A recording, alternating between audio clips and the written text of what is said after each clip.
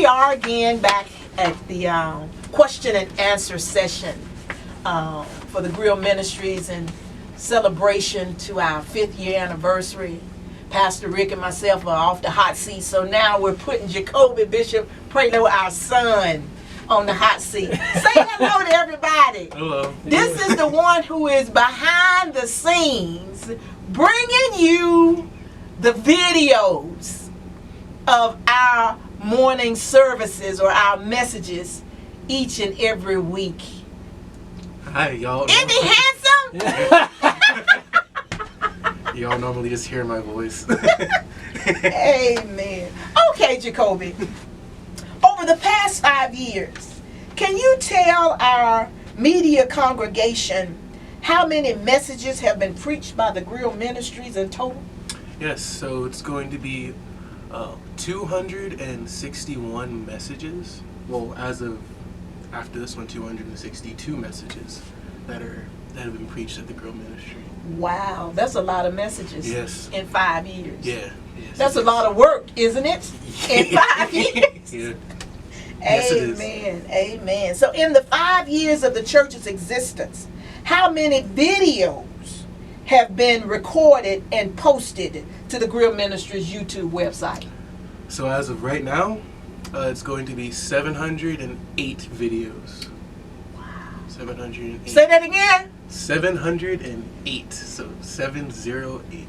Wow. 708 videos. And the reason for the differences in the messages and the videos is because when it comes to the messages, a lot of times they're broken down into different parts. So what normally happens is we'll record the majority of the church service, and then after the church service we'll go ahead and edit and cut up the videos, essentially, just so you guys have like different parts, so it's not just one long sermon. It's cut up into like maybe a 4-parter or a 3-parter and stuff like that. So that's why we have a whole lot more videos than sermons themselves.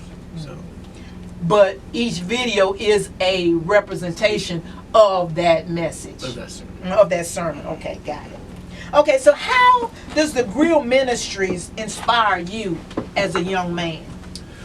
Well, I'll say as a young black man, it inspires me because there's not really much to look at out in society, other than rap culture, media.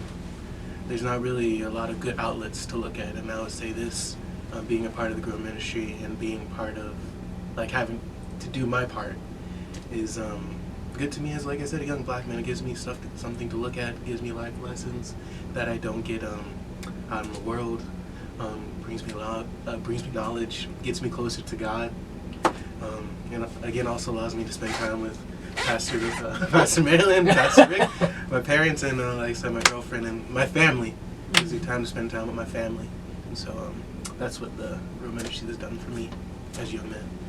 So you would say that you're inspired because does it add value to your life? Oh, most definitely. And there's not, like I said earlier, there's not really much of value out in the world. But here, like, it makes me a better person, gives me value to myself, value in God, and value in my parents. So. Okay, amen. So what are some of the highlights or the best moments for you of having church in the park or in the RV? So my fun parts is kind of what you guys don't see, is the bloopers and the funny moments that happen around the Grrill Ministry. We had some this morning. My favorite one, I would say, and Pastor Marilyn might remember it, and Pastor Rick, when we forgot the morning song that we sing every morning. There's a time where we were in we missed church, like We have vacation. We have We're on vacation. And we normally sing a song, I'm glad to be in the service. Yes. Every morning, see hi. But one morning we all forgot, and none of us could remember it. To save our life, none of us could remember it. We're throwing all these songs, and Mom's like, that's not it. But that's one of my favorite moments. We can remember the what would you call that? The morning song? Our morning proclamation song. Yeah. and that's a part of the service that we don't include on the video because for the lack of time and everything. But we had gone to, I believe, California, and we went to Disney World, and we went to Universal, and had just got so caught up, I guess, with Mickey and Minnie, and caught up with Transformer, Megatron, and Jurassic Park, Bumblebee, and all of them folk. And we came back to church the next Sunday, and we couldn't remember what the song of proclamation was. And Jacoby particularly, he was throwing out he was like, no, mommy, go like that. I said, that ain't it. I didn't remember what it was, but I knew what it was. And Pastor Rick, he was, couldn't help well, I said, and so finally, the Lord, he had to been laughing at us. He said, well, let me help them. Jesus said, help them, Daddy, help them. And so when we got the song, I had to write it down in my little notebook. So that if we ever get a brain cramp again, I will be able to go, oh, it's this one, it's this one. But we haven't had that problem since then. We haven't had that problem since then. Okay, what else you got? You got any more? Well, no, that was my favorite time. Okay. What about in the, can you tell them about how it, a little bit about how it was doing the videos or shooting the recordings in the park with the wind and... So yes, when we were in the park, we had not a bunch, but we had a couple of different things working against us sometimes, mainly the weather. So we would go and film an entire church service, and we'll have a great church service. It'll be an awesome church service, message will be good, everything will be clear, and then we will play back the audio, and it will be nothing but the wind.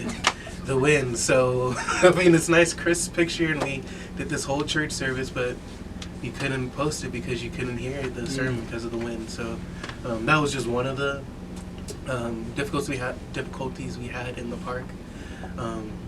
I think another time the wind was so strong until it blew the camera. Knocked the camera over. Yes, yeah, just the film just blew the camera over. So we had a lot of challenges being in the park.